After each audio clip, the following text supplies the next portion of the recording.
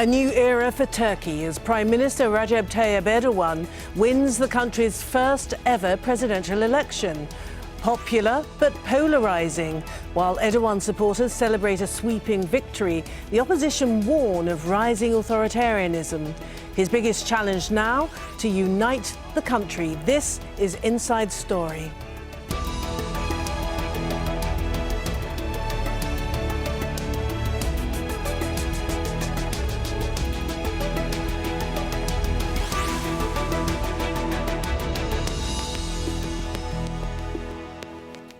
Hello and welcome to Inside Story. I'm Martine Dennis. Today we're focusing on Turkey. For the first time in the country's history, Turks have been given the chance to vote for their president.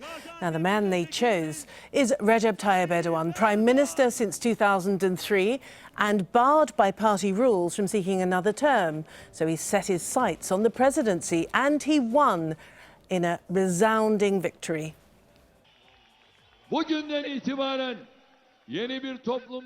From this day onwards, we will have a new social reconciliation understanding. We will see our differences as our richness. We will put forward not our differences, but the common values we share.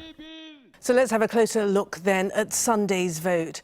President-elect Erdogan avoided a runoff by winning 52% of the vote.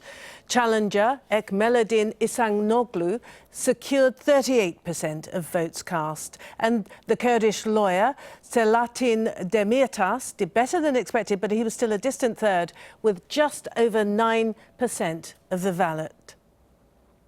Well, Erdogan now has a mandate from the people which he's likely to use to make the presidency a much more robust role. Al Jazeera's Bernard Smith has more.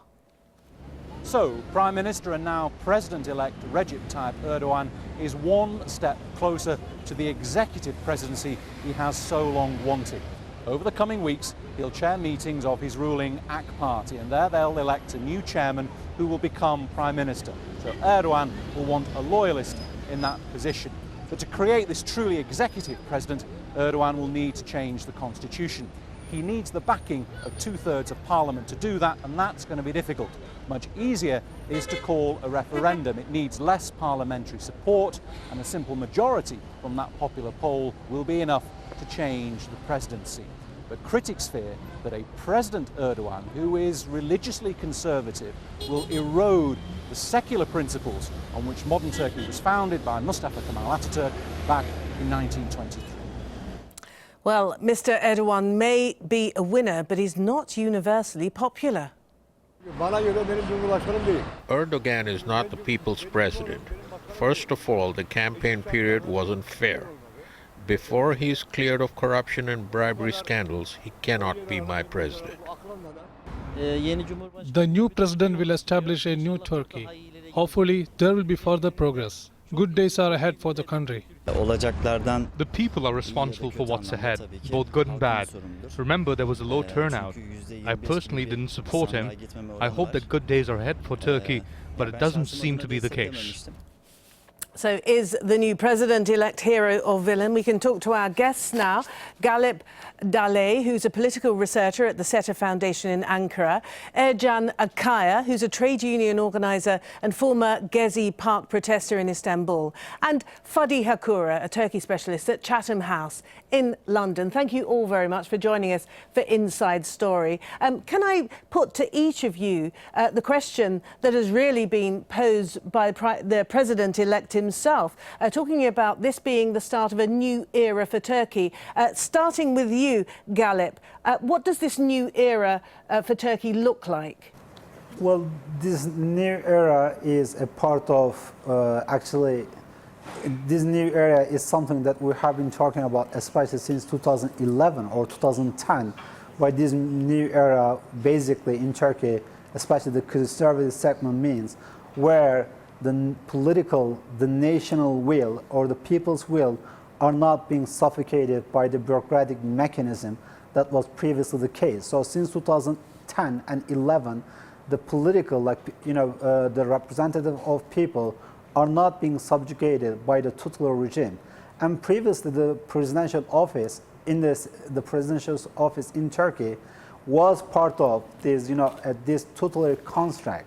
So right now, choosing the next president by also like popular vote means that the presidential office can no longer being set on the side of the total regime, which is actually defunct by now, against the people's will. So that means almost all the important bodies of state structure in Turkey will be elected by popular mandate. So therefore, people's choice will be reflected into the state structure. Ercan Akkaya, so a more democratic Turkey is to come. Actually, thank you for the question. So I want to talk about what's new for the oppositional groups in the following years.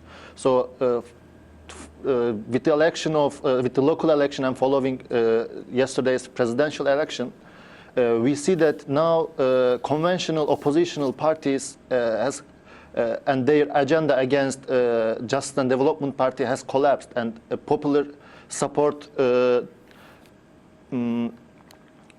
show their way in another actor, which is represented by Demirtas candidacy. And Kurdish Democratic Movement is now a new main oppositional movement, and we can say that they shortly represent the fourth wave of oppositional agenda in literature really sense, or in global sense. So that's the main change, I think, what yesterday's election shows us. There is a shift from conventional oppositional agenda, which is represented by Republican Party and Nationalist Party. We now in a way towards fourth wave oppositional agenda, which is pro-human rightist, pro-democratic, libertarian, multicultural, and this is being represented by more and more by Kurdish Democratic Movement and leftists who support this movement. Fadi Hakura, can I put it to you then? How do you see the changes to the new political landscape in Turkey? I don't think that there will be much changes in whatever position Mr. Erdogan occupies. I think his style of leadership, which has been increasingly combative, divisive, confrontational, and in some cases ideological, will likely continue. I don't foresee a more inclusive style of governance, despite the rhetoric that was given at his victory speech last night. So I expect because more his of the first same. words, flush from victory, his first words were those of reconciliation, weren't they? Yes, he did express his desire to unify Turkey, but if you look at his style of leadership over the last 5 years, it's been increasingly combative, robust, and divisive. So I suspect that he will continue with his charismatic and tough governance ahead. Ercan Akkaya, you took part, I believe, in the Ghazi Park protests of last year. So does the fact that Mr. Erdogan is to be a new president and a president with many more powers, does that fill you with hope or dread? Actually, I think the similar way that with my friend, that the new presidency and new seat of Tayyip Erdogan will change very few in terms of his way of, or AKP's way of ruling.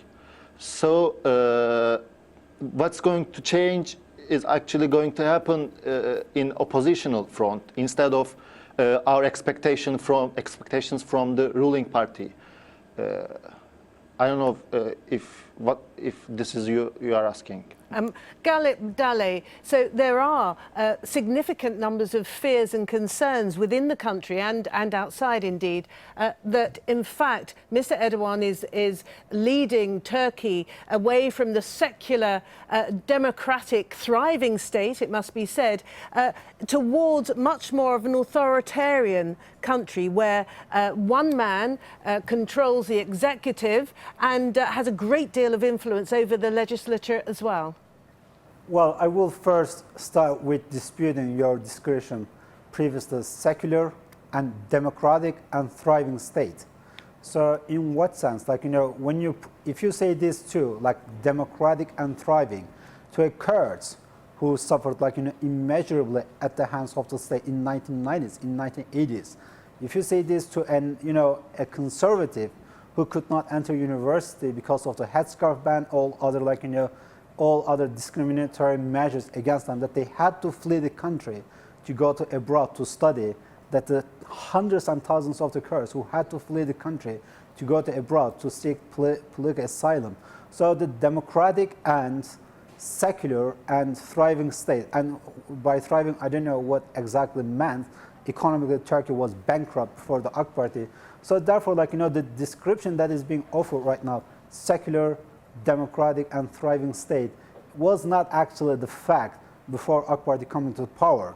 It was a very authoritarian and military-centric by secularism, which basically meant, stifling all the rights and liberties of the conservatives, such as like headscarf ban, such as like, all other discriminatory measures, not letting like people with headscarf to go to the university, like all, like having discriminatory measures against the graduate of the religious high schools at the university presumably entrance. You would contend then that the Turkey of today, after more than a decade of Erdogan leadership, is a much freer, much more democratic society. Is that the nub of your argument? Well, I will contend it with all the problems Turkey facing, with all the challenges down the road.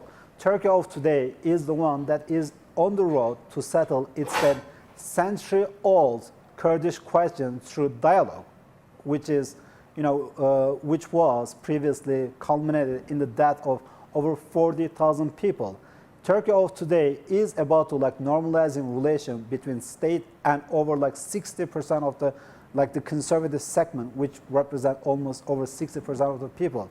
Turkey of today, like with all its ills, is on the way, got rid of the military tutelage over the politics. But Turkey of today faces like many other questions, such as like the Alevite questions, such as like how we are going to establish a new Turkey, because the previous Turkey was deconstructed. But the next Turkey that we want to establish hasn't been established yet. Like when people say, like for instance, like the Islamist, like whether Turkey is going to have a more Islamist turn. Well, I will say, like, what measure that government in its, like, the last 10 or 11 years did that will describe Turkey as having an Islamist turn. But because most of the time when people say Islamic turn, they means like, AK Party getting rid of the previously discriminatory measures against the, Muslim segment of, against the conservative Islamic segment of society. Those are being presented as an example of so-called Islamist turn, but actually those are like those are the measures that will be required of a state to respect the rights and liberties of its citizens. And I want to add one more point. For instance, like as to your question, whether we will see like a different Erdogan, and Fadi Hakura said like well, Erdogan's authoritarian style will continue. Well, I will say like when he talks of Erdogan, which Erdogan he's talking, because we are like this talk of so-called authoritarianism is a thing of last 2 or 3 years. Okay, I think Ercan in Istanbul has got something to say about that. You're shaking your head, Ercan. You clearly don't agree with what Galip is saying.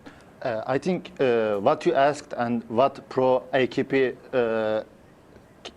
friend says has quite different. So we should say that actually yesterday's election and presidency of the Recep Tayyip Erdogan is illegitimate because of corruption scandal, bribery scandal, because of Roboski, because of Soma, because of Reyhanlı, and we say that he is a thief and he is a murderer. So a murderer and a thief cannot be a president of the Republic of Turkey. These are contentions, of course, that he denies. Fadi Hakura, it seems very much as though 52% of the Turkish population then voted on the strength of Turkey having a resurgent economy. Under Erdogan, it's become, I think, the 15th biggest economy in the world. So is that what drove, as I say, more than half of the Turkish population to vote for an Erdogan presidency? I think there are three factors that explain Prime Minister Erdogan, now President-elect Erdogan's popularity, enduring popularity in Turkey. Firstly, public's perceptions of the state of the economy, which are largely positive. The second factor is that Prime Minister, now President-elect Erdogan, has widened public's access to social services such as healthcare. And the third factor is that he represents some of the previously marginalized groups in Turkish society, primarily religious conservatives, the urban poor, and rural dwellers. I think, but now I think Prime Minister Erdogan, when he assumes the presidency on the 20th of August, will face some serious challenges, such as economic stagnation, a prolonged economic stagnation. So the days of fast economic growth in Turkey now is pretty much over. We're going to see in the years ahead a economic slump of around 3 to 4% growth. Also, other challenges is the implosion of Iraq and the civil war in Syria, and the unfinished business over the Kurdish question. Okay, Galip, coming back to you, how do you think a new Turkey, this new era in Turkey, how does it envisage itself? Does it see itself continuing with its quest to join the European Union, for instance, or does it see itself reorienting and facing the Middle East, which is, of course, some of the big issues in the region are those that have entangled Turkey so much in recent months? Well, I mean, I will start by saying, like, actually the new Turkey does not have to make choice between Europe and Middle East, as Britain does not have to make choice between Europe and United States. I know that there are, like, different segment of Turkey who will prefer to have a deeper relation with the Middle East. The other segment will prefer to have deeper relation with EU. I think Turkey's engagement on both sides will only strengthen Turkey's hand and Turkey's position. But unfortunately, right now, like, the relation on either side are not very positive. It's not because of Turkey's action and Turkey's policies, but because of, like, because of other factors. For instance, like, the things on Turkey's, like, southern and eastern borders, such as, like, Syria, Iraq, and etc. The development in the Middle East. I mean, unfortunately, it is, we are receiving these small pictures coming from the Middle East, but I don't know how Turkey and how any other actor, like not just Turkey, like, Britain, US, and others, can significantly affect these issues. So I think, like, Turkey should, I mean, vis-a-vis the Europe, I mean, it takes two to tango.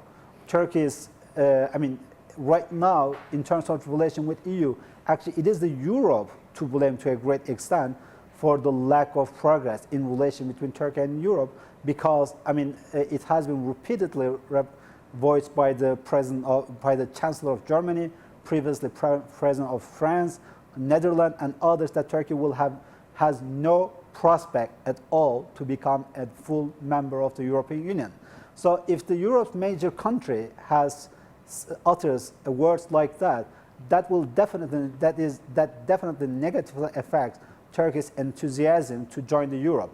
But in my opinion, Turkey does not have to make choice between Europe and Middle East, because Turkey historically has been part of this country. Turkey's trade requires Turkey still remain engaged in both sides. Turkey's historical alignment from NATO, its security engagement, to the EU, its trade relations, and also Turkey's, like, social, cultural, and economic relations in the Middle East requires Turkey to be firmly engaged on both sides. And I think, like, the new Turkey also has to solve its major, especially the identity issues. The Kurdish issue, I think, right now is on a positive track, and as we can see also, like, from the utterance of the Kurdish leaders. And the next issue for Turkey has to be, like, to respond to the demands of the secular segment of society and also the Alevi of Turkey. So, I mean, I do see, despite all the challenges, the Turkish society wants to have, like, a better future. Therefore, like, Turkish political establishment. Okay, Galip, thank you very much. Fadi Hakura in London. how far do you think are Turkey's NATO allies prepared to overlook the concerns that are being expressed by certain quarters from within the country of authoritarianism, of a rather harsh crackdown on freedom of speech and such like? How far is the United States and the rest of NATO prepared to turn a blind eye? Because, of course, Turkey plays such a pivotal strategic role, particularly now with so much turmoil in the Middle East. I think that the Europe and the United States will have a challenge to, will find it difficult to challenge President-elect Erdogan over the human rights issues and democracy issues, simply because he has achieved a significant mandate. He won with 52% of the vote. I think not even the US president got that, or even the British Prime Minister got such a vote. Secondly, I think in Turkey's case, strategic issues and strategic considerations tends to trump democracy and human rights, in the sense that Turkey is situated in a strategic geography bordering Iran, Iraq, and Syria. It's a member of NATO. It has a major US air base in Incirlik in southern Turkey, as well as a major radar station in eastern Turkey, in Malatya. So Turkey's strategic geography, I think, will tend to, and security consideration will tend to trump human rights and democratic issues in the eyes of Europe and the United States. And Ercan Akkaya, we've already referred to President-elect Erdogan's first words on getting the news confirmed of his victory. He reached out to the likes of you, the 48% of Turkey that didn't vote for him. Do you feel confident, therefore, that he will lead an inclusive government and bring you in to all of the mechanisms of government and decision making? First of all, the calculation of percentage may misguide us. 52% means 20 million, and population of Turkey is 75 million. 20 million voters doesn't mean 52% of the society supports Erdogan. So we are optimistic about the other part of population which doesn't support conservative neoliberal agenda of Erdogan and its fascistic and authoritarian rule. So actually we try to organize these people who doesn't feel comfortable themselves with current situation. I can say that easily. And we need to close quite soon. So can I get a final thought from all of you? Galip Dalay, how will we be able to tell the kind of path that President-elect Erdogan is prepared to take, presumably when he appoints a new party leader and indeed a new prime minister? That will tell us a lot. Well, before answering this, can I just make a small clarification, because there is false information here. I have to ask you to be brief, I'm afraid, Galip. I have to ask you to be brief. Okay, sure. He said 75 million of Turkey, but the voter is 53 million in Turkey. So there is those are some basic, those are some basic knowledge that everyone needs to know. Okay, well, I think as you said, the choice of next prime minister and next president next party leader will tell us a lot about, how party is going to evolve from now on. And I do think but I don't see the major shift in the direction of Turkish politics, both foreign policy-wise and domestic politics. Okay, I have to stop you there, Galip. I have to stop you there, thank you, so that we can get a final word from Fadi in London. And if you can do this in 20 seconds, you'll really go up in my estimation, Fadi. But what do you think we will learn from these two key appointments, A, the party leader, and B, the new Prime Minister? We will learn whether Prime Minister Erdogan, and now President-elect Erdogan, will change his style of leadership to a more inclusive, conciliatory approach to politics. Fadi, you're a true professional. Thank you very much indeed. Fadi Hakura in London, and Ercan Akkaya in Istanbul, and Galip Dalay in Ankara. Thank you all very much indeed for talking to us here on Inside Story. And thank you for watching. You can also leave your comments on facebook.com/AJ Inside Story, or there's always @AJ Inside Story. That's on Twitter. I'm Martine Dennis. Thank you for being with us. Bye for now.